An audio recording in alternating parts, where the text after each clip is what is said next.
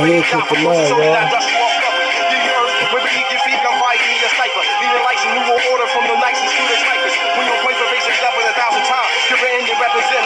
Shatter your mind, and it's still feeling this. No witnesses, niggas vacate the fucking premises. My name is Stan Mechanics, I've been in this from the Genesis. I risk of it soon as the mall got hit. So I'll be back in the slums with that chocolate shit. A glass of any 4/5, this whole bitch tried to dim me. Best protect my chest, slugs never go up in me. Plus I'm hustling plenty at whoever, cause I'm accurate. And niggas on the streets can only talk.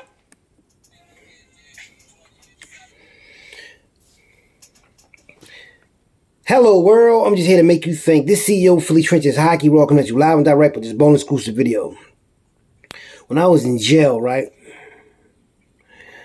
I actually was locked up 27 times, you know, and I can't imagine how many times I've been handcuffed, you know, but I'm not bragging about my past, going to jail or anything like that, but coming up in Philadelphia prison system, juvenile placement, county jail, state prison, what I came to realize is that all the juvenile institutions around Pennsylvania that they were sending us to, we wound up meeting each other in the county jails and in prison.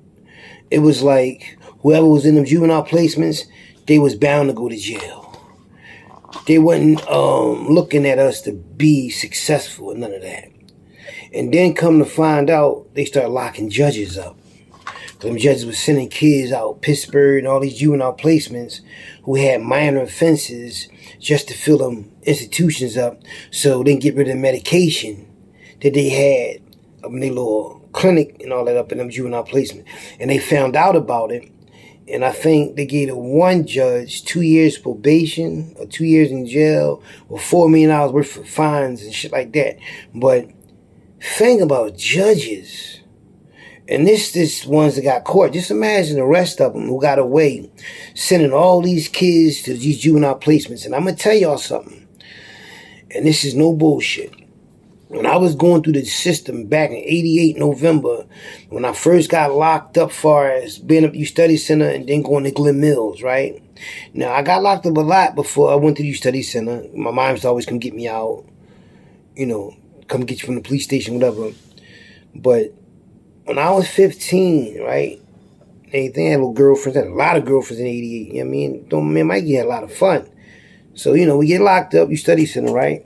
So we locked up for robbery. I got all this jewelry on. We done robbed all these other people. So when they lock you up, they put your jewelry and shit in this vanilla envelope and shit. So you think they gonna keep your shit? You get out, you see your jewelry, like you be hyping shit. You still got your shit. So I go up Glen Mills, right? So when I go up Glen Mills, I come down for auto theft case because I was riding around in some car that somebody stole, but I'm driving it home. I'm in North Philly. I live in South Philly. So I'm going to take this stolen home. This stolen car home. It's the wintertime. It's cold as shit. It's November, like November or October. It's cold as shit outside. And I don't feel like getting on no septic. I got the car in 15. I'm driving with the emergency brake on. Not knowing, I keep smelling rubber burning. Never took the emergency brake off. And the world caught on fire, and the police chased me all downtown, chased me all under cars and shit, and they catch me. So when I get locked up and go to Glen Mills, they send me back to court for that case. Had the fly sweater on, went in front of Judge Reynolds. He said, I like that sweater. I said, thank you. So they asked the guy, do we see who stole his car when he came outside? He said, no, his car was gone. So Judge Reynolds said, well, why you say he did it? You know, I was in the car, but they chased me. They didn't catch me in the car. I just was joyriding, whatever. The Judge Reynolds threw it out, but I think he threw it out because he said I was dressed. I was dressed like I ain't belong to fucking jail. I was already up Glen Mills. Come to find out, Glen Mills, right? You know, everybody's suing them now. But come to find out, all the people that was locked up, it was like 600 students from all over the United States, even Bermuda. They were from all over Chicago. I mean, all motherfuckers from all over in 88 that got locked up. And that was the vicious time to get locked up because everything was popping, cracking, everything. So I'm around all these different type of people from different cultures of life, walks of life, different parts of the United States. Some of them country, some of them hillbillies, some of them from Louisiana. It just was crazy. A lot of them was smoking crack at a young age with their family. Said they been to the can and smoked it from the middle. Some said they smoked it with their mom. She was just crazy. I couldn't believe it. But anyway, that's allegedly. I'm gonna say allegedly because because I'm on the internet. But anyway, that's what they were saying. So while I was up there, right, I seen a lot of people that I knew from the city. And I was like, how the fuck he get locked up? I just seen him out there getting all this money, selling drugs. Everybody got their fly clothes on Eddie Bauer with Tim's and all that, because only certain people knew about Tim's. That was niggas that used to boost. If you used to boost, yeah, all the boosters knew. Lord Peter and all them used to boost first. Niggas from 29th and Jefferson, they used to boost first before they start selling drugs. All them up there with me. Name them from 26 in Oxford. All them up there. Mikey Raw, Lord Peter, Keenan, they all up there with me. Fuzz them from 13th Street Project. Then all the young boys from 13th and Fifth with the project was up Glen Mills with me. I think Seymour was up there too. Now this is the crazy thing. And the reason why I brought all this up is to say this. You ain't even gonna believe it. They was putting them in Glen Mills because of school. Not because they committed a crime. I'm thinking anybody up there is because they committed a crime up there for robbery. I mean, I robbed somebody on the train, took their shit and everything, money and everything, whatever. But I'm thinking anybody up there was up there for committing a crime. But they was up there for not going to school and shit like that, which is not a place you're supposed to send somebody because they don't go to school or they have a problem in school. You don't send them to Glen Mills. Glen Mills is supposed to be the place you send somebody that broke the law. This is how I know Glen Mills and these judges was in cahoots with each other to send people to these schools so they can get a kickback. Somehow they was getting kickbacks. I'm going to tell you what they was doing.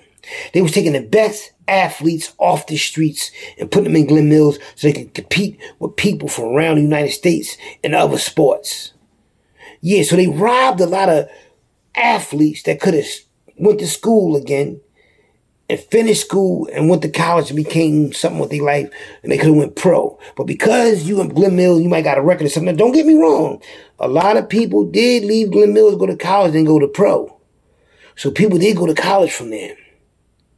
But once they find out you was at Glen Mills and all that, it's like they put a stain on your name. Because they know you was, like this one boy named was Bobby Cavillion and Bobby Robinson. Yo, when I tell you that boy could play ball, I don't care what nobody say. I seen some of the best basketball games that I played in and I watched at the Boys and Girls Club, as well as at Glen Mills. Best athletes, man. I seen it. I was there. I had to go to the Sixers game and no shit like that. I grew up in the trenches around all the athletes, so you're going to see everything in the trenches. And football, I was the man in football. Everybody know that. Yeah, I got the trophies, the videos to prove it now, and the paper and everything. 32 touchdowns in 11 games. And only had to wash my uniform once or twice. Because I really never got touched. I ain't lying to y'all. If you ask anybody at Frankfurt, was I really him? And everybody already knows. So it's like, there's people want to know if you lying out on that. Why am I going to lie to y'all for? I'm freestyling. Off the top, you can tell when somebody lying to you. The way they talk, the way they move. I ain't stuttering. You can tell he said this before a million times, so he ain't lying. Fuck I get out of line to y'all for, man. My city know me, my city watch me, my city support me. But yeah, let me get this video to y'all, man. Philly trenches, man, doing this thing.